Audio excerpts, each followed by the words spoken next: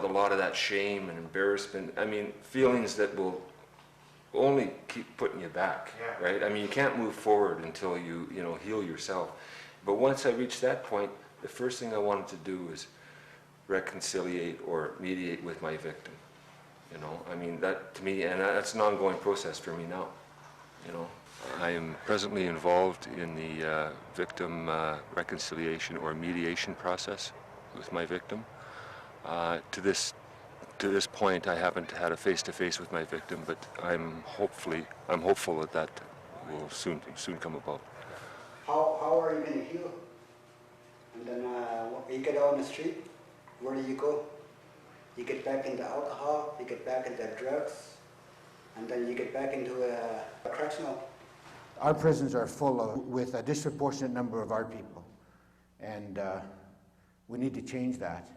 And I despaired of ever seeing that change, but I see it's going to become a reality because I can see it reflected in your faces and your expressions and the work you've done here today, and it's happening all over the country.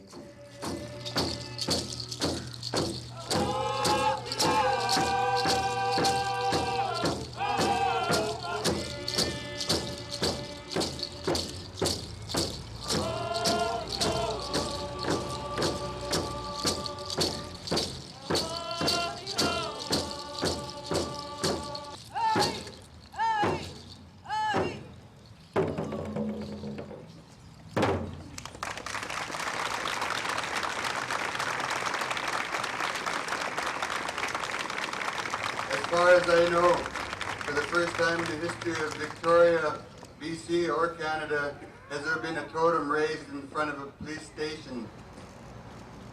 When the pole was unveiled, it marked the beginning, hopefully, of a new relationship between law enforcement and the native peoples and Aboriginal peoples of all areas, not just this area. The totem will stand at the center front of the police building and will remind all of us of the Unity Pledge in the years ahead. The Unity Feast marks the third phase of a number of initiatives designed to increase understanding between cultures. This is the beginning of a renewed commitment to build a community respectful of all persons, a community which views itself as enriched by diversity.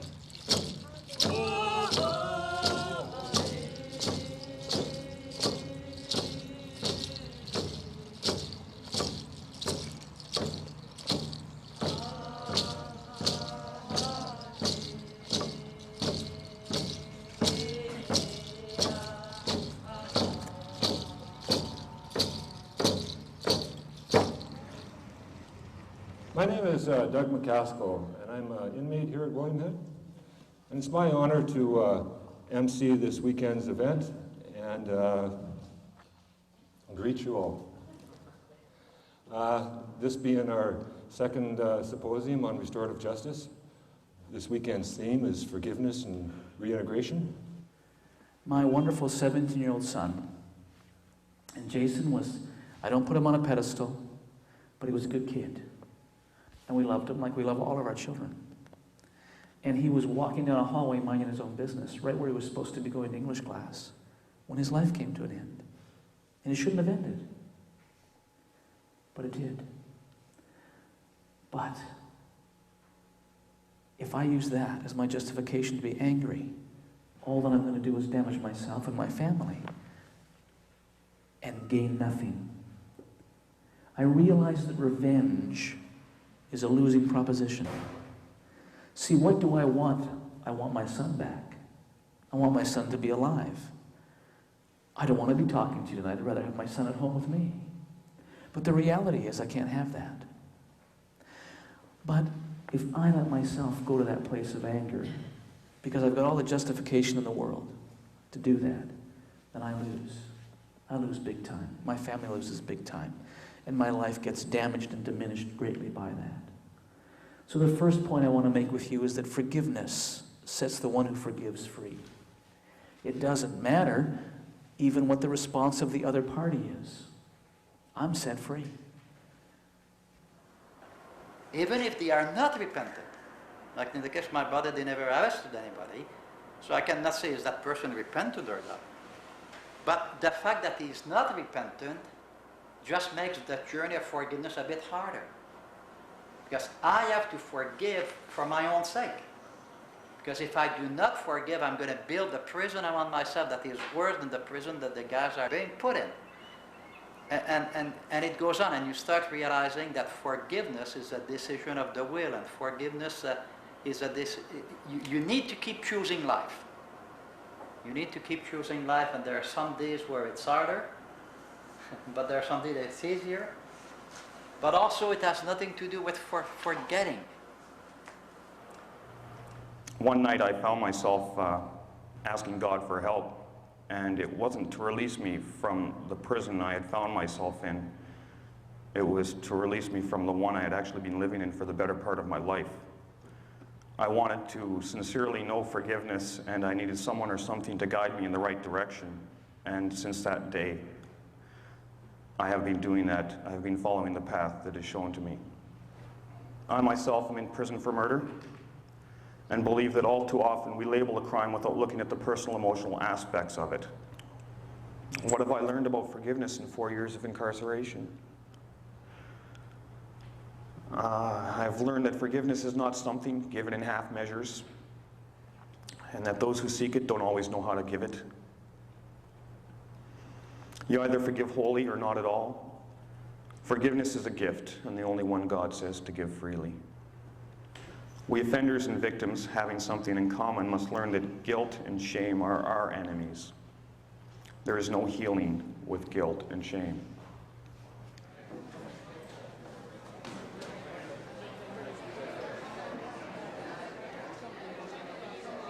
Being involved with the restorative justice for myself is a form of giving back to the community. The people that do come in from the community listen, and I listen as well to what they have to say.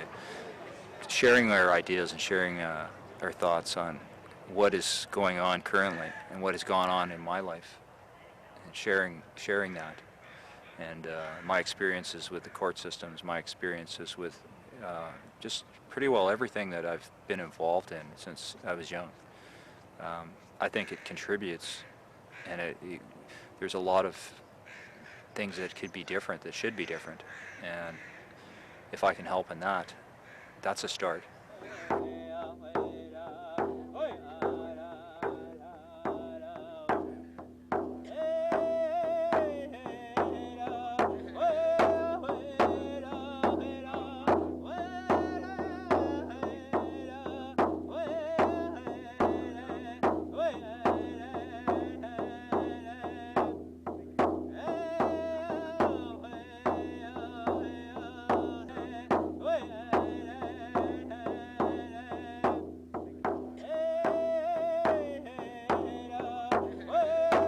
It's truly a challenging experience because I do feel humbled.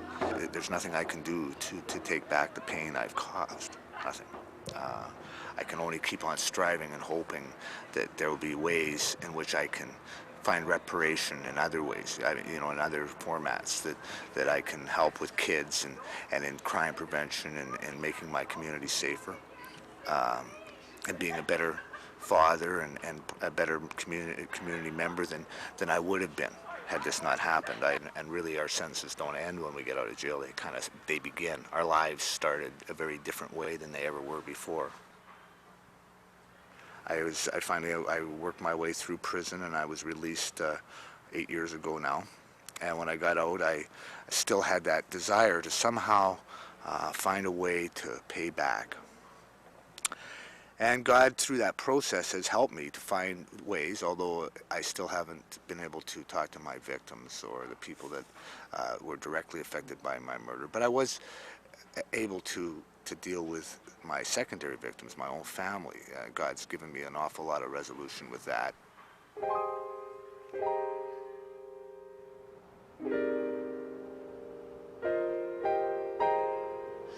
Restorative justice is not a single, discrete act. It's a process, and it involves many people over a long period of time getting involved in things which are entirely new to them. I realized once again that the answer lies in our capacity to love and care for people. And when I make that statement, I'm not just talking about our immediate families or our close friends. I'm talking about the unlovable people. I'm talking about the people that we don't want to be friends with. Do we have the capacity to care about their well-being? Do we have the capacity to not be so self-centered and to share ourselves with them? I believe that's part of the key to turning it all around, to making a difference in our world. A lot of things need to be changed in our society. A lot of attitudes need to change. And you are here as part of that solution. So I leave the challenge with you. I bring it down to you as a person. What's in your heart?